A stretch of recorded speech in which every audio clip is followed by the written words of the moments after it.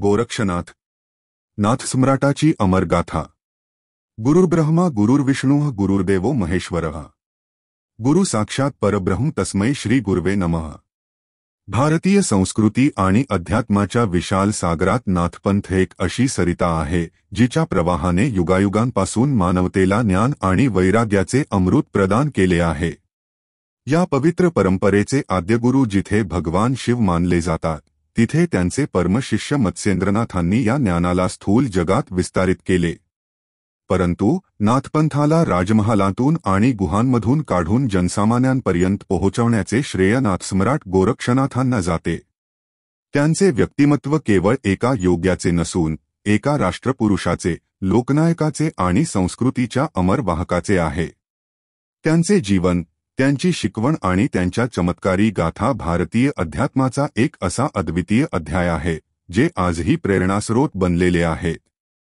हा अहवाल गोरक्षनाथांच्या बहुआयामी जीवनाचे, त्यांच्या गहन योग दर्शनाचे आणि भारतीय संस्कृतीवर त्यांच्या चिरस्थायी प्रभावाचे एक विस्तृत विश्लेषण सादर करतो। गोरक्षनाथांचे प्रकटीकरण आणि प्रारंभिक जीवन। गोरक्षनाथांच्या जन्माच्या कथा भारतीय लोकपरंपरांमध्ये रहस्यमय आणि अलौकिक आहेत। त्यांच्या जन्मस्थान आणि काळाबद्दल विद्वानांमध्ये भिन्न भिन्न मते प्रचलित आहेत। काही मान्यता त्यांना सध्याच्या नेपाळमधील गोरखा प्रदेशाशी जोडतात, जिथे मानले जाते की त्यांचे नामकरणही याच ठिकाणी झाले। तर काही परंपरा त्यांना पंजाब, राजस्थान आणि महाराष्ट्राशी संबंधित मानतात। अशा प्रकारे त्यांचे प्रकटीकरण कोणत्याही एका भौगोलिक सीमेपुरते मर्यादित न राहता संपूर्ण भारतीय उपखंडात पसरलेले आहे। गोरक्षनाथांच्या जन्मकथेचे सर्वाधिक प्रचलित आणि चमत्कारिक रूप असे आहे की गुरु मत्स्येंद्रनाथ एकदा एका नगरात भिक्षेसाठी गेले। तिथे त्यांनी एका निःसंतान स्त्रीला आशीर्वाद देताना एक दिव्य फळ किंवा भस्म, राख दिली आणि सांगितले की हे सेवन केल्याने तिला एक तेजस्वी पुत्र प्राप्त होईल। लोकलाज आणि इतर स्त्रियांच्या उपहासामुळे त्या स्त्रीने ती भस्म शेणाच्या एका खड्ड्यात फेकून दिली। 12 वर्षांनंतर जेव्हा मत्स्येंद्रनाथ पुन्हा त्याच ठिकाणी आले आणि त्या स्त्रीला तिच्या पुत्राबद्दल विचारले तेव्हा तिने घाबरून सारी गोष्ट सांगितली। तेव्हा गुरु मत्स्येंद्रनाथांनी त्या शेणाच्या ढिगायाजवळ जाऊन मुलाला हाक मारली। त्यांची हाक ऐकताच त्या खड्ड्यातून एक 12 वर्षांचा मुलगा प्रकट झाला। शेण किंवा राख, गोरस मधून प्रकट झाल्यामुळेच त्यांचे नाव गोरक्षनाथ पडले। ही कथा त्यांच्या जन्माची विलक्षणता दर्शवते आणि त्यांना एका सामान्य मनुष्याऐवजी शिवाचा अवतार म्हणून स्थापित करते। त्यांचे बालपणही विलक्षणतेने भरलेले होते। ते इतर मुलांसारखे खेळण्यात बागडण्यात रुची घेत नव्हते, उलट लहानपणापासूनच गंभीर, मितभाषी आणि अंतर्मुख स्वभावाचे होते। ते आपला बहुतेक वेळ प्राणायाम आणि ध्यानाच्या साधनेत लीन राहत असत, जणू त्यांच्या अंतर्मनात शिवाचे ध्यानच त्यांच्यासाठी सर्वोपरी होते। त्यांच्या स्वभावात करुणा, गहन विवेक आणि आत्मसंयमाची झलक लहानपणापासूनच स्पष्टपणे दिसत होती, ज्यामुळे कमी वयातच ते जनसमुदायासाठी आकर्षणाचे केंद्र बनले होते। त्यांचे हे असामान्य बालपण त्यांच्या भावी योगी जीवन आणि आध्यात्मिक श्रेष्ठतेचा पूर्वसंकेत होता। गुरुशिष्य परंपरा आणि आध्यात्मिक दीक्षा। नाथपंथाची पायाभरणी त्याच्या सुप्रसिद्ध गुरुशिष्य परंपरेवर आधारित आहे। या परंपरेचा उगम स्वतः आदिनाथ अर्थात भगवान शिवापासून झाला आहे, ज्यांचे 2 प्रमुख शिष्य मत्स्येंद्रनाथ आणि जालंधरनाथ होते।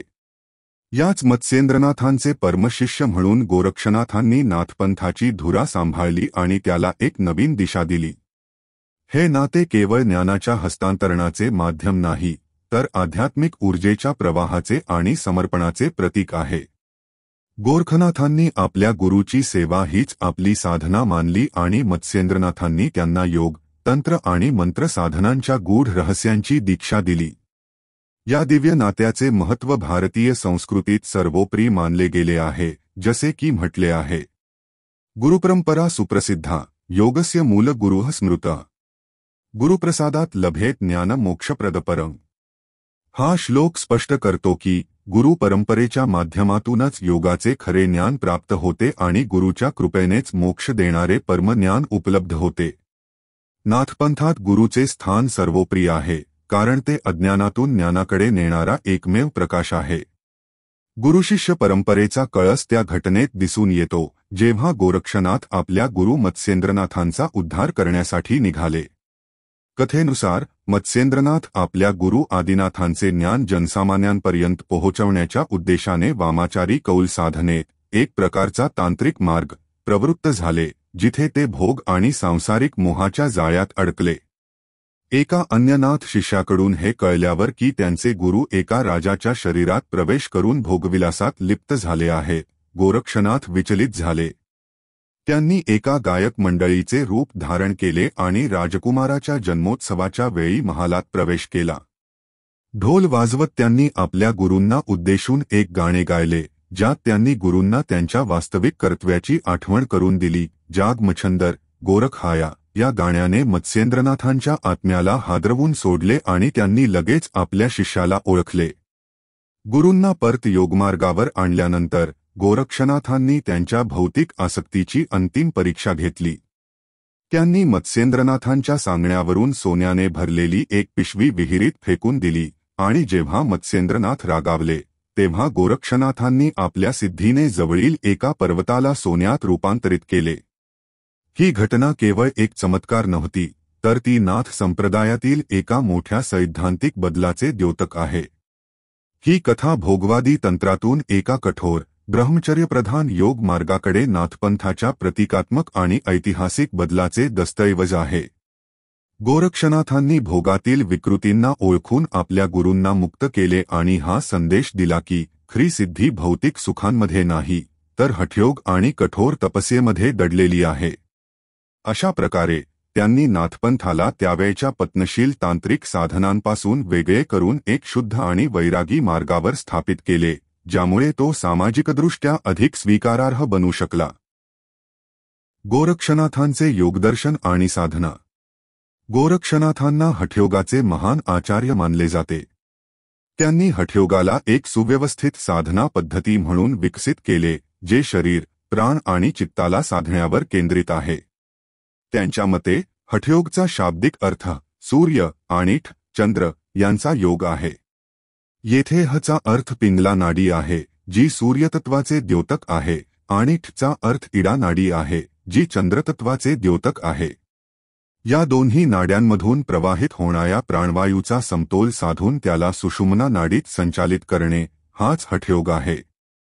या प्रक्रियेचा उद्देश शरीरातील जडता आणि बंधनांच्या कारणांचा नाश करणे आहे. गोरखनाथांच्या योगदर्शनात शरीराला साधन आणि ब्रह्मांडाचे लघुरूप मानले गेले आहे. त्यांनी नाड्यांच्या शुद्धीकरणावर विशेष भर दिला आणि त्यासाठी 6 कर्मांचे षटकर्म विधान दिले: धौती, वस्ती, नेती, त्राटक, नवली आणि कपालभाती. या क्रियांचा उद्देश शरीराला साधनेसाठी योग्य बनवणे, प्राणावर नियंत्रण स्थापित करणे आणि शेवटी मनाला स्थिर करणे आहे. त्यांच्या योगदर्शनाचे अंतिम ध्येय कुंडलिनी जागरण आणि षटचक्र भेदन आहे. ते कुंडलिनी शक्तीचे मूलाधार चक्रात एका सर्पिणीच्या रूपात वर्णन करतात, जी ब्रह्मद्वाराला अडवून झोपलेली आहे. हठयोगाच्या अभ्यासाने या शक्तीला जागृत केले जाते, जी सुषुम्ना नाडीच्या माध्यमातून षटचक्रांचे मूलाधार, स्वाधिष्ठान, मणिपूरक, अनाहत, विशुद्ध आणि आज्ञा चक्र भेदन करत सहस्रार चक्रापर्यंत पोहोचते. सहस्रारमध्ये कुंडलिनीचे शिवाशी मिलन हेच योगाचे अंतिम ध्येय आहे, ज्याला समरसता किंवा परमपदची प्राप्ती म्हटले आहे. गोरखनाथांचे योगदर्शन केवळ शारीरिक आसने आणि प्राणायामापुरते मर्यादित नव्हते.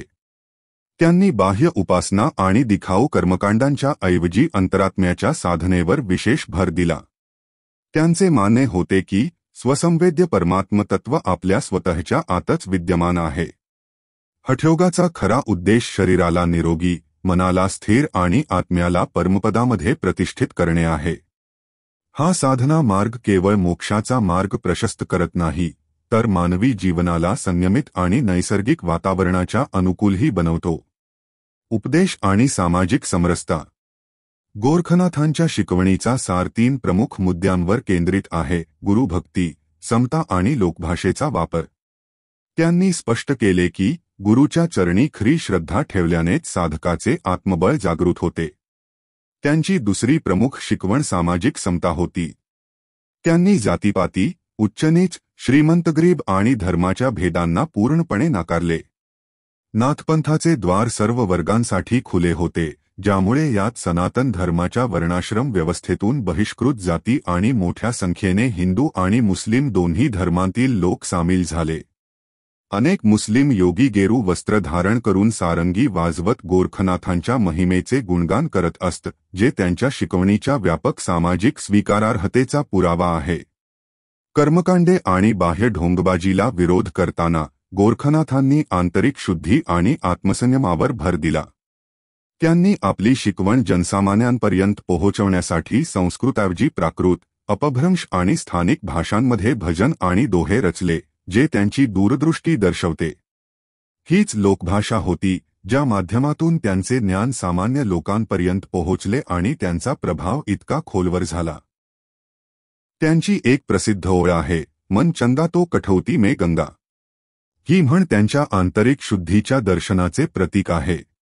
याचा अर्थ असा आहे की जर मन शुद्ध आणि पवित्र असेल, तर तीर्थयात्रा आणि गंगास्नानाची कोणतीही आवश्यकता नाही, कारण कठौतीतील पाणीही गंगेसारखे पवित्र होते. तथापि, ही म्हण भारतीय लोकसाहित्यात एक सामायिक सूत्र बनली आहे आणि तिच्या उगमाबद्दल दोन भिन्न परंपरांमध्ये मतभेद आढळतो. काही स्रोत याला गोरखनाथांचे शब्द मानतात, तर इतर याला संत रविदास यांच्याशी जोडतात. हा विरोधाभास वरवरचा वाटू शकतो, परंतु त्याचे गहन विश्लेषण एक महत्त्वाचे सांस्कृतिक सत्य उघड करते.